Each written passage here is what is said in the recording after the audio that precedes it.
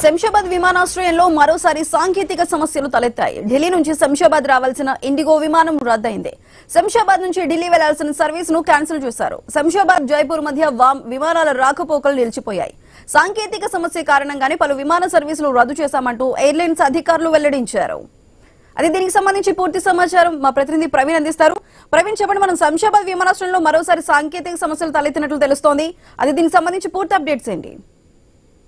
మనం చూసుకుంటే కనుక గత వారం రోజుల నుండి అయితే శంషాబాద్ విమానాశ్రయంలో అయితే టెక్నికల్ ప్రాబ్లమ్స్ తోని సాంకేతిక కారణాల వల్ల కూడా పలు విమానాలను రద్దు చేస్తున్నారు. గతంలో మనం చూసుకున్నట్టయితే 3 రోజుల క్రితమే హుమాన్ వెళ్లవలసినటువంటి అయితే విమానం కూడా గంటల తరబడి 24 గంటలైనా కూడా ప్రయాణికులకు అందుబాటులో లేకపోవడంతో ప్రయాణికులు అక్కడ నిరసన కూడా వ్యక్తం చేశారు. ఇది ఢిల్లీ నుండి నిన్న కూడా ఈ రోజు కూడా ఢిల్లీ నుండి శంషాబాద్ రావాల్సినటువంటి ఇండిగో విమానం ఏదైతే ఉందో 6E2027 అనే విమానాన్ని కూడా రద్దు చేయడం జరిగింది. అదేవిధంగా శంషాబాద్ పోర్టు నుండి జైపూర్ వెళ్లవలసినటువంటి ఇండిగో విమానం 6E816 విమానం కూడా రద్దు చేయాల్సి వచ్చింది.